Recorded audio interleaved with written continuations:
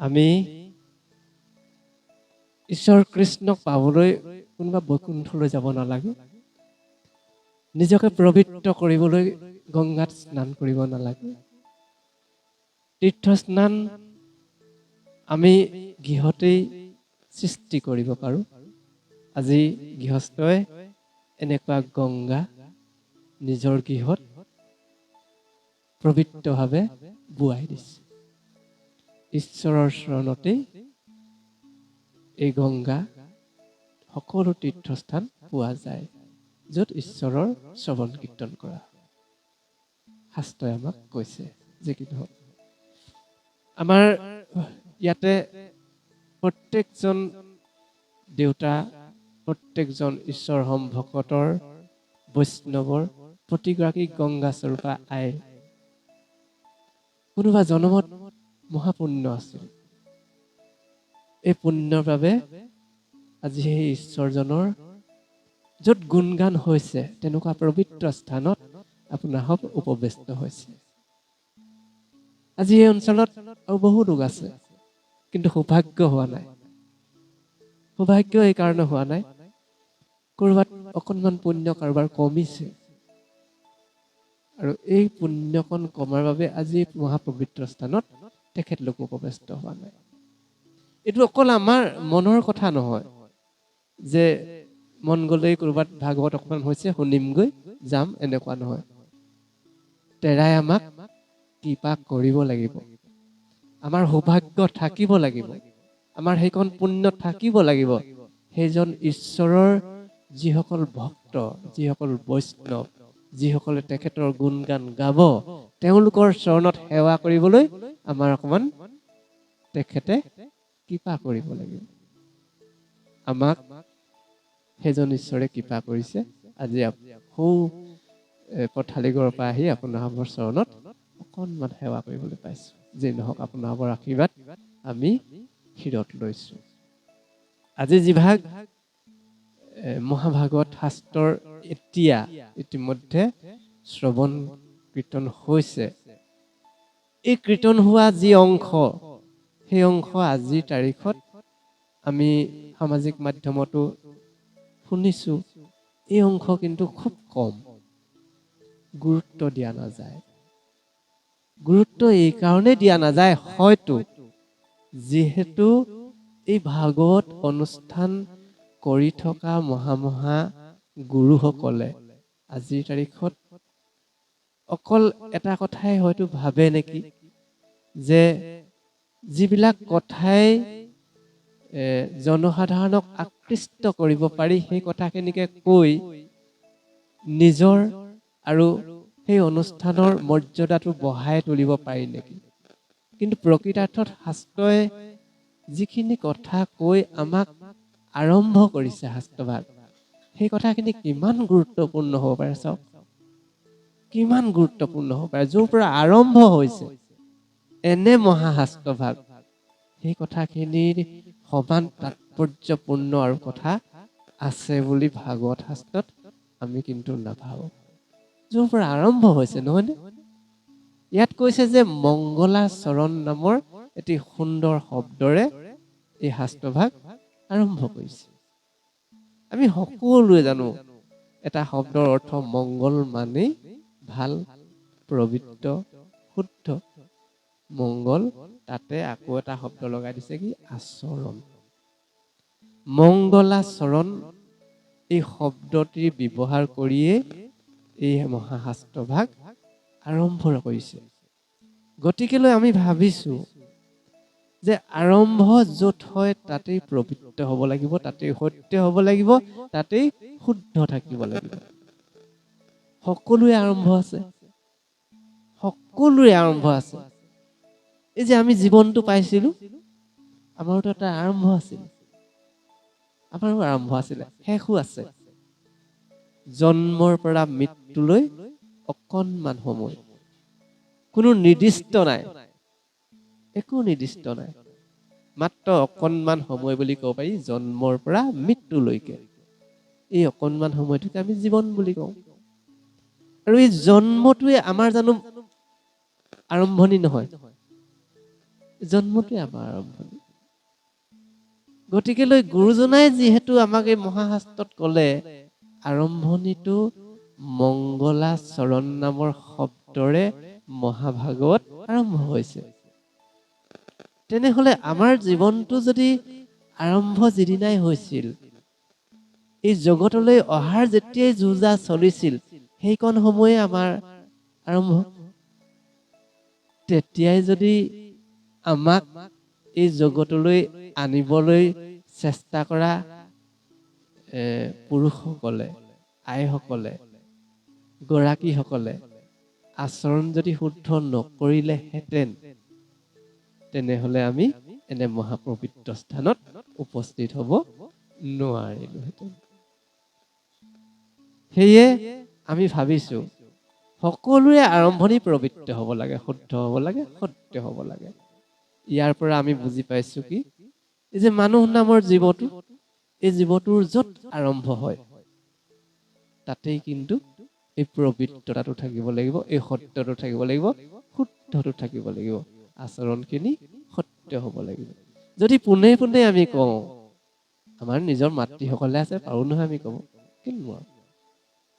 এই যে আমি কিছুমান প্ৰচেষ্টা কৰোঁ, আমাৰ নৱপ্ৰজন্মৰ বিবাহ পাশত আবদ্ধ হৈছে, নতুন নতুন বোৱাৰীসকল আমাৰ সমাজলৈ আহিছে, তেখেতলোকেতো সমাজৰ নীতি নিয়ম অনুযায়ী বিবাহ পাশত আবদ্ধ হোৱাৰ পাছত, প্ৰকৃতিৰ নিয়ম অনুযায়ী নিজকে বিবাহ পাশত আবদ্ধ হোৱাৰ পাছততো সংসাৰৰ দায়িত্বত আহিব, সংসাৰৰ যি কৰ্তব্য তাক কৰিব লাগিব, সতি সন্তানৰ কথা ভাবিব লাগিব।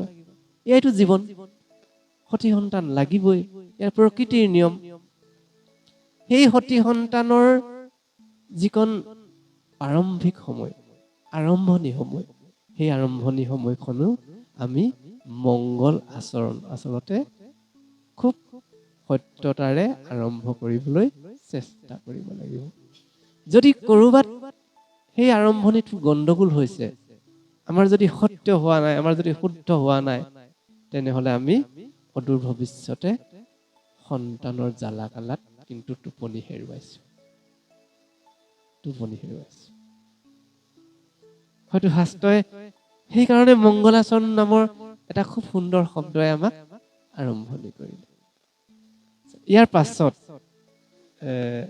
এই শাস্ত্ৰভাগৰ যি আৰম্ভণি, সেয়া হৈছে ইয়াৰ পাছৰ পৰা অকমান কৈ দিব লাগিব, নহলে অসুবিধা হয়। খুব ক্ৰিটিকেলকে, খুব জটিলতাৰে গুৰুজনাই শাস্ত্ৰখন আৰম্ভ কৰিছে যে দাপৰ যুগ, দাপৰৰ পাছত কলি যুগ। এই দাপৰৰ শেষৰ যিখিনি সময়, যিহেতু কলিযুগ আহি আছে, কলিযুগ আহিব, দাপৰত পূজা কৰিছিল, যজ্ঞ কৰিছিল। এই যজ্ঞ কৰা যিসকল মহা ঋষিসকল, তেখেতলোকে ইচ্ছা কৰিলে ঈশ্বৰজনক তেখেতলোকৰ যজ্ঞৰ দ্বাৰা তেখেতলোকৰ যজ্ঞৰ কাষলৈ লৈ আহিব পাৰিছিল। ঈশ্বৰজন বাধ্য হৈছিল এনেকুৱা যজ্ঞ কৰে। মহা তপস্বী ঋষি, যিসকল ঋষি মুনিয়ে সেই সময়ত গম পাইছিল যে ঈশ্বৰ কৃষ্ণই দাপৰ যুগত এখন লীলা কৰি দেখুৱালে, মহাভাৰত নামৰ এখন যুদ্ধ দেখুৱালে। এই যুদ্ধখনৰ দ্বাৰা ঈশ্বৰ কৃষ্ণই কি কৰিলে? মাত্ৰ এটা কথা প্ৰমাণ কৰি গ'ল যে জগতত এজন ঈশ্বৰ আছে, সেই ঈশ্বৰজনেই হৰ্তা কৰ্তা বিধাতা। সেইজন ঈশ্বৰে অকল দুষ্টক দমন শান্তক পালন কৰিবৰ বাবেই আবিৰ্ভাৱ হৈছিল দাপৰত।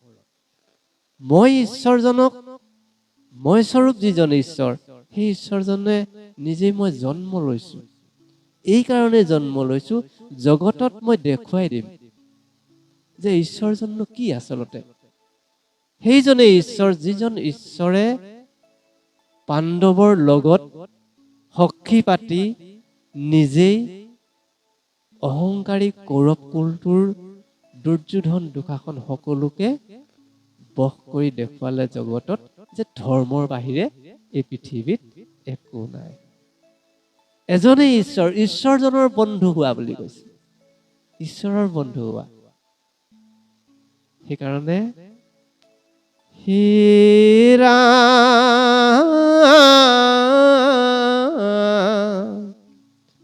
শুনাহৰ বজন কেদিন জীৱন কটুখনে প্ৰাণ যায় নজানি অতিথি মিলিল দুৰ্গতি কৃষ্ণ বিনে বন্ধু নাই। ঈশ্বৰ কৃষ্ণই অৰ্জুনৰ লগত সখী পাতিলে, বন্ধু পাতিলে। অৰ্জুনে সেইকাৰণে যুদ্ধত জয়লাভ কৰিলে। ঈশ্বৰ কৃষ্ণই গীতাত কৈছে, মোকেই সখী পাতা, মোকেই বন্ধু হিচাপে লোৱা, মোকেই মন প্ৰাণ সঁপি দিয়া। সেইজনে ঈশ্বৰ। সেই ঈশ্বৰজনে যেতিয়া দাপৰ যুগৰ শেষৰ ফালে এই যুদ্ধখন সামৰি নিজে বৈকুণ্ঠলৈ ধাৱমান হ'ল। ইয়াৰ পাছত যুধিষ্ঠিৰ, ভীম, অৰ্জুন, নকুল, সহদেৱ মহাপুণ্যৱান সেই 5জনৰ নাতি এজনেই, সেইজন হৈছে পৰীক্ষিত। সেইজন পৰীক্ষিত প্ৰকৃতাৰ্থত আমাক শাস্ত্ৰই কৈছিল এই বুলি যে যুদ্ধৰ শেষত সেই পৰীক্ষিতজন যেতিয়া মাতৃৰ গৰ্ভত আছিল তেতিয়া শেষৰ যিজন সেনাপতি কৌৰৱ বংশৰ অশ্বত্থামা, তেখেতে দুৰ্যোধনক যিহেতু মই সন্তুষ্ট কৰিব লাগিব, মই সেনাপতি, মই শেষৰ সেনাপতিজন, সেইকাৰণে যে এই যে কৌৰৱ বংশটো পাণ্ডৱ বংশটো এই দুয়োটা বংশৰ মাজত, দুয়োটা কুলৰ মাজত যেতিয়া যুদ্ধ হৈছিল, দুৰ্যোধন তেতিয়াই সুখী হ'ব যেতিয়া পাণ্ডৱৰ কুলটোকে শেষ কৰি দিব পৰা যাব, সেনাপতিয়ে ভাবিছে। সেইকাৰণে অন্যায়ভাৱে এদিন ৰাতি পাণ্ডৱৰ সকলোকে নিশেষ কৰিম বুলি মনে মনে কৈ ভুলতে এই দ্ৰৌপদীৰ 5জন পুত্ৰকে হত্যা কৰি থৈ আহিলে। শুই আছিলে, ভাবিছে আৰু এইকেইজনে পাণ্ডৱ মই হত্যা কৰিলে দুৰ্যোধনে মোক বহুতখিনি ধন টকা পইচা দিব আৰু দুৰ্যোধন সুখী হ'ব। এই যেতিয়া কথাটো গম পালে পিছত যে অৰ্জুনহঁতে গম পালে আমাৰ সন্তানকেইটাক হত্যা কৰি থৈ গৈছে, গণি পিটি গম পালে ঈশ্বৰ কৃষ্ণৰ লগত যে অশ্বত্থামাই এই কামটো কৰিব, বেলেগে কোনেও নকৰে। তাৰপিছত আৰু এটা কথা আছে কি, অশ্বত্থামা এনেকুৱা আচলতে তেওঁৰ পিতৃ হৈছে দ্ৰোণাচাৰ্য। এই দ্ৰোণাচাৰ্য বোলাজন হৈছে দুটা দ্বৈত বুদ্ধি বুলি কয়। এজন শিক্ষাগুৰু, যিজন শিক্ষাগুৰুৱে ব্ৰাহ্মণৰ কুলত জন্ম লৈ, ব্ৰাহ্মণ মানে কি, ব্ৰাহ্মণে নিজৰ ব্ৰহ্ম তত্ত্বৰে জগতৰ মংগল কল্যাণৰ সাধনৰ বাবে যিখিনি কৰ্ম কৰি যিখিনি শিক্ষা জগতক দিব লাগে সেইখিনি দিব লাগে। কিন্তু সেইজন তেনেকুৱা ব্ৰাহ্মণ নহয়। সেইজন এনেকুৱা ব্ৰাহ্মণ যে মই দুৰ্যোধনৰ ধৃতৰাষ্ট্ৰৰ ৰাজ্যত আছো, যদিহে মই দুৰ্যোধনৰ ফালে যুদ্ধ বিগ্ৰহ কৰি কেনেবাকে যুদ্ধখন জিকাই দিব পাৰো, মই অজস্ৰ ধন সম্পদ পাম। এইটো ধৰ্ম নেকি ব্ৰাহ্মণ এজনৰ? এইটোতো হ'ব নালাগে, হ'ব নালাগে। ইফালে এজন শিক্ষাগুৰু দেই, আচ্ছা শিক্ষাগুৰু যিহেতু দুৰ্যোধনৰো শিক্ষাগুৰু, ইফালে যুধিষ্ঠিৰো। এই যে যুধিষ্ঠিৰৰ শিক্ষাগুৰু, দুৰ্যোধনৰ শিক্ষাগুৰু, কিন্তু যুদ্ধত তেওঁ ক'ব লাগিছিল, সুধিব লাগিছিল যে মই যিহেতু সকলো সন্তানৰে গুৰু, এই যুদ্ধখনত মই ভাগ ল'ব নোৱাৰিম, এইটো মোৰ ধৰ্মই নকয়। কিন্তু তেখেতেতো কোৱা নাই। তেখেতে কি কৰিলে যে মই যুদ্ধখন যিকোনো প্ৰকাৰে জিকাব পাৰিম। এনেকুৱা শিক্ষাগুৰু কিন্তু আমাক আজিৰ তাৰিখত নালাগে। সেইজন শিক্ষাগুৰু। আচ্ছা, যদি আমি তেনেকুৱা শিক্ষাগুৰু হওঁ, কিন্তু আমাৰ সন্তান অশ্বত্থামা হ'ব, যিজন অশ্বত্থামাই কি কৰিলে, এই যে পুত্ৰকেইজন হত্যা কৰাৰ পাছত যেতিয়া অৰ্জুনৰ লগত যুদ্ধ হ'ল, অৰ্জুনে খেদিলে, ঈশ্বৰ কৃষ্ণই খেদিলে, তেতিয়া কি হ'ল, আৰু এটা আটাইতকৈ বেয়া কাম কৰিবলৈ আগবাঢ়ি গ'ল। সেইটো হ'ল কি, যে উত্তৰা নামৰ যিগৰাকী অভিমন্যুৰ পত্নীৰ গৰ্ভত তেতিয়া এই পৰীক্ষিত নামৰ সন্তানজন আছিল। তেতিয়া কি কৰিলে যে মই কুলটোকে ধ্বংস কৰি দিওঁ বুলি উত্তৰাৰ গৰ্ভলৈ মহাস্ত্ৰ প্ৰয়োগ কৰিছিলে, ব্ৰহ্মাস্ত্ৰ প্ৰয়োগ কৰিছিলে। এই ব্ৰহ্মাস্ত্ৰ যেতিয়া প্ৰয়োগ কৰিছিলে তেতিয়া আমাক এটা শিক্ষাহে দিছে কিন্তু দেই ভাগৱত শাস্ত্ৰই। সেই আইগৰাকীৰ কথা কৈছে, উত্তৰাৰ কথা কৈছে। উত্তৰাই কোনোবা অৰ্জুনক, কোনোবা যুধিষ্ঠিৰক, কোনোবা ভীমক কিন্তু চিঞৰ বাখৰ কৰা নাই। তেতিয়া কম গৈছে এতিয়া উপায়টো নোলাব। আচ্ছা, সেই সময়ত কিন্তু উত্তৰা আইগৰাকীয়ে অৰ্জুনকো চিঞৰা নাই, যুধিষ্ঠিৰকো মতা নাই, মাত্ৰ মাতিছিল কাক? সেইটো লাগে।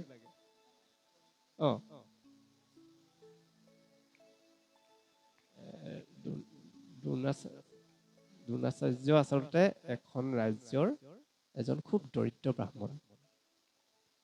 তেখেতে কেনেবাকৈ কৰবাত সংস্থাপন এটা ল'ব পাৰিম নি বুলি অনাই বনাই ঘূৰি ফুৰিছিল। তেতিয়া এই ধৃতৰাষ্ট্ৰ ৰাজ্য পালে। যি কি নহওক, এই মূল কথাকেইটা মই অকণমান কৈ দিওঁ।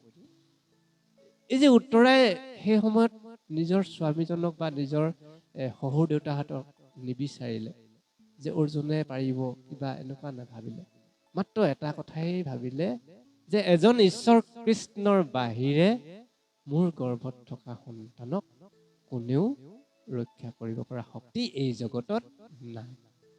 কাৰণ যিকুৰা ব্ৰহ্মাস্ত্ৰক দেখিছিল উত্তৰাই নিজৰ গৰ্ভৰ ফালে আহি থকা, তেওঁ তেতিয়াতো অৰ্জুনকে চিঙিব লাগিছিল ন, কিন্তু সেয়া হোৱা নাই। মাত্ৰ এজন ঈশ্বৰ কৃষ্ণক সকলো সঁপি দিছিল, যদি ৰক্ষা কৰা তুমিহে পাৰিবা। আমাৰ ধৰ্মটো কি আজি তাৰিখত? আমি যাক আনিবলৈ এই জগতলৈ চেষ্টা কৰি আছো, সেই সন্তানৰ গৰাকী অন্য কোনো নহয়, স্বয়ং হৰ্তা কৰ্তা বিধাতা সেইজন ঈশ্বৰ বুলি আমাৰ মহাবিশ্বাস থাকিব লাগিব। মহাবিশ্বাস। তেখেতে নকৰিলে আমি একো কৰিব নোৱাৰো। সেইজন ঈশ্বৰ কৃষ্ণই যিদিনাই আমি যা যোগাৰ কৰিছো এইখন সংসাৰলৈ, এইখন জগতলৈ, আমাৰ কোলালৈ এটি সন্তান আহিব, আমি মাতৃ হ'ম, আমি পিতৃ হ'ম, সিদিনাই সেইজন কৃষ্ণই আমাৰ তুতি মিনতিত সন্তুষ্ট হৈ শংখ চক্ৰ গদা পদ্ম লৈ আমাৰ সন্তানক প্ৰতিপালন কৰি অহাৰ বাবেই আমি জগতত এদিন ভৰি দিলো। যি ঠাইত আমি আছিলো সেই ঠাইত ৰক্ষণাবেক্ষণ দিব পৰা শক্তি এই জগতত বেলেগ আৰু কোনো নাই, বেলেগ আৰু কোনো নাই। ভাবক, যি ঠাইত এটি জীৱই লৰচৰ কৰিবলৈ ঠাই নাই, যি ঠাই জলেৰে পৰিপূৰ্ণ, হয়নে? যি ঠাইত খাদ্য নাই, তেনেকুৱা ঠাইত জীৱ থাকে নেকি? এজন ঈশ্বৰৰ তাত যদি কৃপা নহয়, ইয়াতো সম্ভৱ নহয়, কেতিয়াও সম্ভৱ নহয়। এজন ঈশ্বৰে শংখ চক্ৰ গদা পদ্মেৰে সেই পৰীক্ষিতক যেনেকে ৰক্ষা কৰিলে, আমাৰ সতি সন্ততিকো ৰক্ষা কৰি থকাৰ বাবেই আমি আজি হয়তো সন্তানৰ মুখ দেখিলো, নহয়নে বাৰু? গতিকে লৈ সেইজন পৰীক্ষিত, যিজন পৰীক্ষিতক ঈশ্বৰে আইগৰাকীৰ গৰ্ভতেই ৰক্ষা কৰিছিল, পৰীক্ষিত। বিষ্ণু ৰাত এটা নাম। বিষ্ণু মানে ঈশ্বৰ, অংশ মানে ৰাত মানে অংশ, ঈশ্বৰৰ অংশ। বিষ্ণু ৰাত পৰীক্ষিত। আমিও পৰীক্ষিত। ঈশ্বৰৰ অংশ নোহোৱা হলে আমি এই জগতলৈ আহিব নোৱাৰো। সেই পৰীক্ষিত জনক শাস্ত্ৰখন এজন সূত নামৰ মুনিয়ে কৈ আছে, আমাকো শাস্ত্ৰৰ দ্বাৰা পৰীক্ষিতক কোৱাৰ চলেৰে আমাক কৈ আছে, হে নৰসমাজ, এইখিনি কথা নলক। আমাক পৰীক্ষিত বুলি নাম এই কাৰণেই দিলে, ঈশ্বৰে কৈছিলে যে মই জগতত অকণমান আমোদ প্ৰমোদ কৰিব বিচাৰো, আনন্দ ল'ব বিচাৰো। এই যে আমি আনন্দ মেলালৈ যাওঁ, তেখেতে কৈছে ময়ো আনন্দ মেলাখন চাওঁ। এই আনন্দ মেলাখন চাবৰ কাৰণে তেখেতে আমাক সৃষ্টি কৰি জগতলৈ পঠাইছিল। তেখেতে পৰীক্ষা লৈছে যে তোমাক যে মই এই জগতলৈ পঠাইছো, মোৰ শক্তিত যে তুমি জগতলৈ যাব পাৰিছা, প্ৰকৃতাৰ্থত মোক কিমান উপাসনা কৰা। বাৰে বাৰে জীৱনটোত পৰীক্ষা লোৱা বাবেই আমি পৰীক্ষিত। অকল পৰীক্ষাকে দি আছো, খালি ঈশ্বৰৰ ওচৰত অকল ফেইলকে হৈ থাকো, অকল ফেইলেই হৈ থাকো। সেইকাৰণে ঈশ্বৰে কৈছে এজন পৰীক্ষিতক পৰীক্ষা লৈ লৈ এই মহাভাগৱত শাস্ত্ৰখনৰ পাতনি মেলিছে। আচ্ছা, এতিয়া সেই পৰীক্ষিতক যেতিয়া পৰীক্ষিত জন্ম হ'ল, জন্ম হোৱাৰ পাছত এই যে ককা দেউতাহঁতে এৰি থৈ যিখন ৰাজ্য গুচি গ'ল মহাভাৰতৰ যুদ্ধৰ শেষত, এই ৰাজ্যখনৰ ৰজা হ'ল। ৰজা হোৱাৰ পাছত সেই সময়ত ঠিক কলি যুগে 30টামান বছৰ অতিক্ৰম কৰিছে। এই 30টামান বছৰ অতিক্ৰম কৰোঁতেই কলি প্ৰৱেশ হৈছে। দাপৰৰ পাছত জগতত কলি প্ৰৱেশ হৈছে, কলিযুগ আহিছে।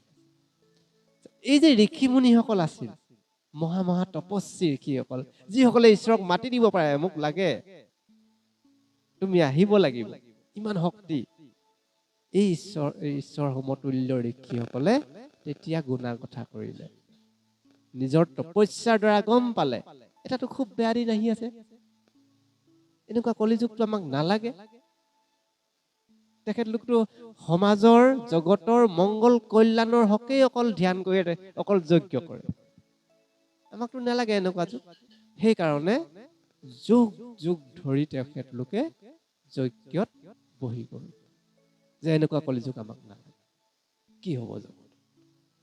তেতিয়া সেই সময়ত এই পৰীক্ষিত নামৰ যিজন ৰজা, তেখেতৰ দ্বাৰা আমাক জগতত কিছুমান কথা বুজাই দিছে যে সেই সময়ত কিন্তু দাপৰ যিহেতু পাৰ হৈ গ'ল, আমাৰ ধৰ্মবিলাক হৈছে যুগ ধৰ্ম। যিটো যুগত যিটো ধৰ্ম, আমি যদি এতিয়া অকণমানি হাফ পেণ্ট এটা পিন্ধি ধূলি বালি এইখিনি খেলি ফুৰো হ'ব জানো? এইটো এটা যুগ ধৰ্ম। গতিকে লৈ আমাৰ বয়সত আমি এনেকুৱা পবিত্ৰ স্থানলৈ আহিব লাগিব, এইটো যুগ ধৰ্ম বুলি ক'ব লাগিব, নহয় জানো? কোনোবা অকণমানি এতিয়া অহা নাই বাৰু, বেলেগ কথা পাৰিছো, কিন্তু আমাৰ বয়সততো আমি কাষতে অকণমান ভাগৱত শ্ৰৱণ হৈছে, কীৰ্তন হৈছে, কিবা হৈছে, যাওঁ, এইটোক আমি যুগ ধৰ্ম বুলি ক'ব লাগিব, আমাৰ নিজৰ যুগ ধৰ্ম। এই যুগ ধৰ্ম অনুসৰি তেখেতলোকে গম পালে যে দাপৰত যিহেতু পূজা আছিল, যজ্ঞ আছিল, কিবা কিবি আছিল, কলিযুগত কিন্তু নাই। কলিযুগত কি নাই? এই কলি নামৰ যিজন প্ৰৱেশ হৈছিল কলিযুগত, পৰীক্ষিতে লগ পাইছিল। পৰীক্ষিত যিহেতু মহা যুধিষ্ঠিৰ ভীম অৰ্জুনৰ নাতি, পুণ্যৱান বংশৰ নাতি, তেখেতে প্ৰশ্ন কৰিছে কলিক, পাছতহে আছে এইখিনি, কিন্তু আগলৈ ক'ব লগা হৈছে যে তুমি নামেই যাৰ কলি, তুমি কিন্তু মোৰ ৰাজ্যত থাকিব নোৱাৰিবা। কাৰণ এইকাৰণেই থাকিব নোৱাৰিবা, মোৰ ককাসকল মহাপুণ্যৱান, ঈশ্বৰৰ লগত সখী, আৰু তেনেকুৱা বংশৰ মই এজন ৰজা, এইখন ৰাজ্যত আকৌ তুমি মোক ঠাই বিচাৰিলে নহ'ব নহয়। তেতিয়া কলিক কৈছিলে যে মই ঠাই দিব নোৱাৰিম মোৰ ৰাজ্যত। গতিকে তেতিয়া কিন্তু কলিয়ে এটা উত্তৰ দিছিলে যে তুমি মোক যিমান যি হ'লেও মাৰিলেও কাটিলেও এটা কথা কিন্তু মই ক'ম, যে কথাটো হ'ল কি, মই কিন্তু বৰ ডাঙৰ এটা বস্তু লৈ আহিছিলো লগত, বোলে শুনিবা নেকি? বোলে শুনিম, কোৱা। এই যে দাপৰত, সত্যত, ত্ৰেতাত দুটা ধৰ্ম। দুটা ধৰ্ম মানে কি? প্ৰথমতে যজ্ঞ কৰিব লাগিব, তাৰপিছত নাম গাব লাগিব, তাৰপিছত ঈশ্বৰৰ চিন্তা, দুটা। আৰু কলিত কিন্তু তেওঁ কৈছে, কলিয়ে কৈছে কি, কলি যুগত কিন্তু একেবাৰে উজু, নাম ললেই হৈ যায়, ঈশ্বৰৰ নাম ললেই হৈ যায়। গতিকে মই ইমান এটা ভাল বস্তু লৈ আহিছো, মোক অকণমান ঠাই দিয়ক থাকিবলৈ। আৰু সেই অনুসৰি কলিক ঠাই অকণমান দিছিলে পৰীক্ষিতে, কিন্তু ভাল ভাল ঠাই দিয়া নাছিলে বাৰু। যিকেইটুকুৰা ঠাই কলিত থাকিব পাৰে সেইকেইটুকুৰা আপোনালোকে জানে। কৈছিলে যে য'ত জুৱা পাখা খেলে তাত তুমি থাকিব পাৰা, য'ত মদ খায় তেনেকুৱা জেগাত থাকিব পাৰিবা। এনেকুৱা কেইটামান বেয়া বেয়া ঠাই কেইটামান নিৰ্বাচন কৰি দিছিলে। এই যেতিয়া পৰীক্ষিতে নিজৰ জীৱনটোত ৰজা হৈ সুকলমে যেতিয়া ৰাজ্যখন পাৰ কৰি গৈছিলে, চলাই আছিলে, তেতিয়া কিন্তু আমাক এটা খুব ক্ৰিটিকেলি ঈশ্বৰে আমাক এটা লীলা দেখুৱালে শাস্ত্ৰত। লীলাটো কেনেকুৱা যে কলিৰ প্ৰভাৱত পৰিলে মানুহ কি হয়, কলিৰ প্ৰভাৱত পৰিলে আমি কি হওঁ। পৰীক্ষিতক দেখুৱাই দিলে যে পৰীক্ষিত নিচিনা এজন পুণ্যৱান ভক্তই, পুণ্যৱান ৰজাই কলিৰ প্ৰভাৱত পৰি কি কি কৰিলে চোৱা বুলি কৈছে। কি কি কৰিলে চোৱা। কি কৰিলে? এদিন তেখেতে ৰাজ্যভাৰ চলাই থকা অৱস্থাতেই মন গ'ল, মইতো ইমান এখন বিশাল ৰাজ্যৰ ৰজা, গতিকে লৈ এই ৰাজ্যখনত যি মন যায় মই তাকেই কৰিব পাৰো। আজিলৈকে মই ৰাজভঁৰালটোকে ভালকে দেখা নাই, তাতনো কি কি আছে, মোৰ কেনেকুৱা ৰজা, অকল ককা দেউতাই মুকুটটো পিন্ধাই থৈ গ'লা, অকল ৰাজ্যখন মই চলাই থাকিব লাগে। মোৰতো বহুত উচ্চাকাংক্ষা থাকিব লাগিছিল, বিশাল ৰাজ্যৰ এখন ৰজা, ৰাজভঁৰালটো মই নিজেই চাম, প্ৰয়োজন নাছিল। তাত চিপাহী চন্তৰী সেই অনুসৰি চব আছে, চব ৰক্ষণাবেক্ষণ দিবলৈ বিভাগে মানুহ আছে নহয়। কিন্তু আমাক দেখুৱাইছে, চোৱা তেনেকুৱা এজন পুণ্যৱান ৰজাইও নিজেই ৰাজভঁৰালটো এদিন খুলি চাবলৈ মন মেলিলে। ৰাজভঁৰালটো এফালৰ পৰা খুলি গ'ল, চব ঠিক ঠাক আছে, বহুত অজস্ৰ সম্পত্তি কিবা কিবি আছে, ককাকেইটাই ঘটি থৈ যোৱা, ঈশ্বৰ কৃষ্ণৰ লগত আছিলে ইমান সা সম্পত্তি। কিন্তু ক'ৰবাত অকণমান বিজুতি এটা ঘটিলে, এটা ডাঙৰ ট্ৰাংক, আমাৰ আজিৰ তাৰিখৰ কথা, খুলি চালে এইটোতনো কি আছে, এইটোও চাওঁ। তেতিয়া চালেতো এইটো বহুত দিন খোলা নাই, খোলাৰ কোনো চিন নাই। খুলি চালে তাতে এটা ডাঙৰ মুকুট দেখা পালে, সোণৰ মুকুট। কিন্তু পৰীক্ষিতে নিজেই কৈছিলে কলি, হেৰা কলি, তুমি কিন্তু সোণতো থাকিব পাৰিবা, সোণত থাকিব পাৰিবা। সোণে কিন্তু আমাক বহুত কিবা কিবি কৰে দেই, সেইটো আমি মূল্যৱান সম্পদ বুলি আমিও সন্মান কৰোঁ, কিন্তু আমাক দেখুৱাইছে সোণে কি কি কৰে, শাস্ত্ৰত দেখুৱাইছে। এই যে লংকাৰ ৰাৱণ নহয় জানো, সোণৰ লংকাখন কিন্তু শেষ হৈ গৈছে। এই যে সোণৰ হৰিণা, সীতাই নিজৰ জীৱনটোত ঈশ্বৰকেই স্বামী হিচাপে পালে, ৰামক পোৱা নাই জানো। ৰামক ঈশ্বৰক স্বামী পালে আৰু কিবা লাগে জানো জগতত, লাগে জানো বাৰু। তাৰপিছতো বিচাৰিলে কি, সোণৰ হৰিণা এটা মুখৰ আগেদি পাৰ হৈ গ'ল কাৰণে সেইটোও লাগে। আমাক কৈছে, আমাক আচলতে কৈছে যে ঈশ্বৰৰ সমান আৰু কোনো হ'ব নোৱাৰে, তোমাক নালাগে নহয় সেইখিনি বিচাৰিব ন। আচ্ছা, এই যে ট্ৰাংকটো খুলি চালে ইয়াতে ডাঙৰ মুকুট আছে, তেতিয়া মনে মনে নিজেই কৈছিলে, হেৰা কলি তুমি সোণত থাকিবা। এই কলিয়ে স্থানটো ললে, সেই মুকুটত আছে, সেই সুবিধাটো ললে যে ইমান ডাঙৰ মুকুটটো থকাৰ পাছতো ককাজনে মোক ইমান অকমানি এটা পিন্ধাই থৈ গ'ল, এইটোহে পিন্ধিম আকৌ মই। লাহেকে সেই মুকুটটো নিজৰ শিৰত পিন্ধি ললে। যিহেতু নিজৰ শিৰত পিন্ধি ললে, তেখেতে নিজেই এদিন কৈছিলে যে তুমি ইয়াত থাকিব পাৰিবা, সোণত কলি থাকিব পাৰিবা। কলিয়ে তেখেতক গ্ৰাস কৰিলে, আমাক যেনেকে আজি কলি যুগত আমাকো গ্ৰাস কৰিছে তেনেকুৱা। যেতিয়া সোণৰ মুকুটটো পিন্ধিলে, কলিয়ে যেতিয়া নিজৰ দেহত বিৰাজমান হল, তেতিয়া কি কি হল আমাক শাস্ত্ৰত ইয়াত কৈছে।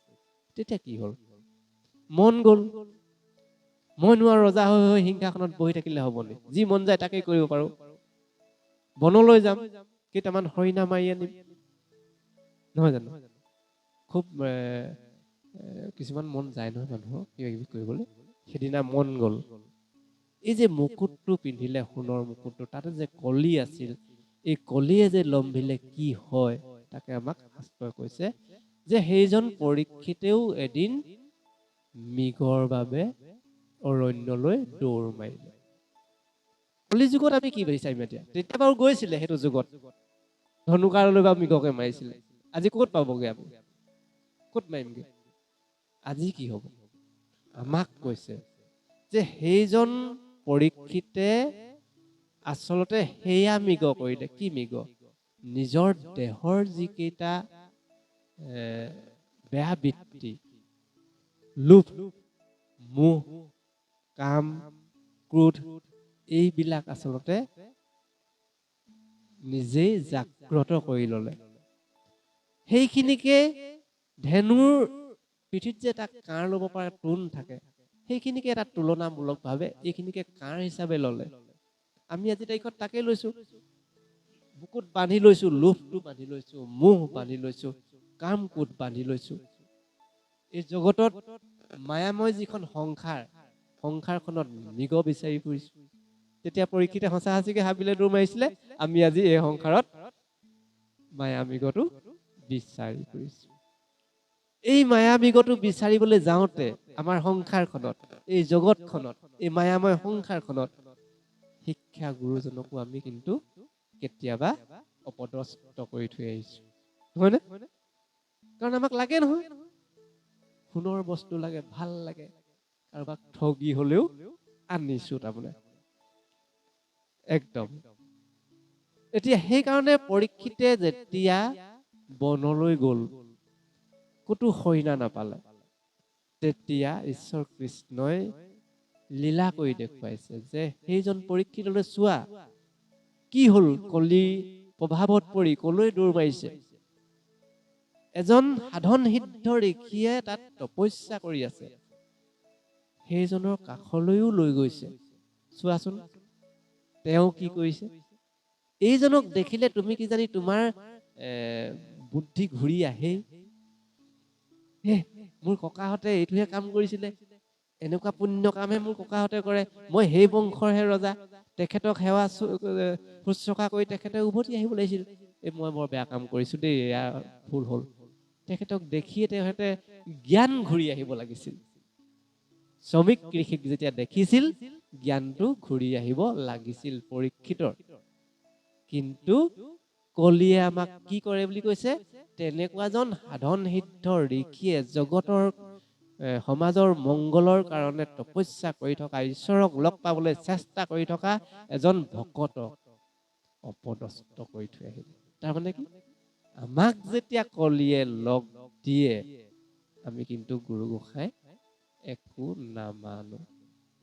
সেইকাৰণে সেই যে অৰণ্যত সেইজন শ্ৰমিক ঋষিক অপদস্থ কৰিলে, এটা মৰা সাপো ডিঙিত ওলোমাই থৈ আহিছে বুলি কৈছে।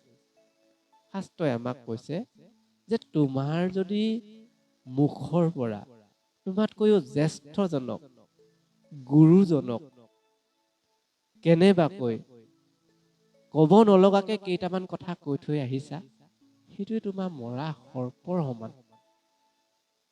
আমি ভাবিব লাগিব এতিয়া, সেইটোৱে আমি মৰা সৰ্প এটা ওলমাই দিয়া নিচিনা গুৰুজনক হৈছে। এনেকুৱা হ'ব নালাগে। কিন্তু যিহেতু কলিযুগ, আকৌ কৈছে আমাক, যিহেতু কলিযুগ, উপায় আছে বুলি কৈছে শাস্ত্ৰই। কি উপায় আছে? যে পৰীক্ষিত যেতিয়া ৰাজ্যলৈ ঘূৰি আহিলে কি হ'ল? শ্ৰমিক ঋষিৰ পুত্ৰই চিংগি মানে ক্ৰোধ, এই যে কামটো যে কৰিলে, কামটো কৰাৰ কাৰণে লোভ, মোহ, কাম, ক্ৰোধ চব দেখুৱাইছে। লোভ কৰিছিলে, হৰিণালৈ মোহ হৈছিলে, ক্ৰোধ উঠিলে, চিংগিয়ে অভিশাপ দিলে, দেউতাই এনেকে আৰাধনা কৰাৰ সময়ত কোনোবা এজন ৰজাই এইটো কাম কৰিলে, তোক 7 দিনৰ ভিতৰত মৃত্যু হ'ব, কি কয় সৰ্পৰ ৰজা তক্ষকে তোক দংশন কৰিব। গতিকে এই চিংগি বোলা পুত্ৰজনে যিটো অভিশাপ দিছিল, সেই অভিশাপৰ মৰ্মে এই ঘটনাটো ঘটিবলৈ পালে। শেষত আহি শ্ৰমিক ঋষিৰ ওচৰলৈ পুত্ৰ আহিলে। আৰু কথাবোৰ ছুটিকে ক'বলৈ হ'লে বৰ দিগদাৰ হয়, নোলায়গৈ আচলতে, কিন্তু সময়তো নাই ন। যে কি নহওক দেই, খুব এই যে পিতৃজনে যে খুব চিঞৰি আছিলে পৰীক্ষিতে, মোক পানী দিয়া বুলি। সৰু সৰু কথা দেই, মন কৰিবলগীয়া। কিন্তু ইমান ধ্যানত মগ্ন হৈ আছিলে, কোনোবাই যে পানী বিচাৰিছে সেইটো কথাটো গম নাপালে। আৰু পৰীক্ষিতজন কেনেকুৱা মূৰ্খ, ক'ৰবাত দূৰলৈ গৈছিলে, পানী বটল এটা লৈ যাব লাগিছিলে, আকৌ বিস্কুট কেইটামান লৈ যাব লাগিছিলে। যে জ্ঞান ঘূৰি নাই। আচলতে কি, আমাক কলিয়ে যেতিয়া পায়, আমাৰ ধান্দাটো কি হয়, আমাৰ চিন্তাটো কি হয়, আমি যিহেতু ৰজা, মোক য'তে ত'তে যেতেই পানী আগবঢ়াই দিবই, বিস্কুট দিবই। তুমি ৰজা হ'ল বুলি বজাৰ এখন তুমি হাবিত নোপাবা নহয় পানী কিনিবলৈ, নহ'ব। গতিকে এই ভুলটো যেতিয়া আমাক কলিয়ে পায়, কি ভুল কৰোঁ। তাৰমানে ইমান দূৰলৈ গৈছো, হৈ নামে বোলে পানী বটল এটা নিনিলো, বিস্কুট এটা নাই। গতিকে আৰু যেতিয়া নেকি এই শ্ৰমিক ঋষি বোলাজনক পুত্ৰই যেতিয়া ক'লে, দেউতা তুমি জাগাচোন, তোমাৰ ডিঙিত এটা সৰ্প ওলমি আছে, মৰা সৰ্প, আমুক ৰজাই এইটো কৰি থৈ গৈছে। এই পৰীক্ষিত বোলাজনে ইমান চিঞৰিলে, কিন্তু হাৰ নাপালে। কিন্তু সন্তানে যেতিয়া কান্দি কান্দি চিঞৰিলে, হাৰ পালে। তাৰমানে কি, সন্তান এনেকুৱা পিতৃৰ কাৰণে, মাতৃৰ কাৰণে। আজি যদি ইংলণ্ডত আপোনাৰ সন্তান আছে, যদি ক'ৰবাত অকণমান বিপদ হৈছে, মাজ ৰাতি আপোনাৰ হৃদয়খন কান্দি উঠিব। এইটো একদম সত্য কথা। আপুনি যিকোনো প্ৰকাৰে অকণমান হ'লেও স্বামীজনক ক'ব, উঠকচোন বোলে, কিয় নহয়নে? এইটো অনুভৱ কৰিব পৰা কথা, কৈ অনুভৱ শেষ কৰি দিব পৰা কথা নহয়। এটা কি, আত্মাৰ মিলন। নিজৰ সতি সন্তানৰ সমান আত্মাৰ মিলনৰ যিটো শক্তি, এই শক্তিটো জগতত আৰু বেলেগত নাই। নিজৰ কন্যাই যদি আপোনাৰ পৰৰ ঘৰত কান্দে, আপুনি অকণমান হ'লেও গাত গম পাব।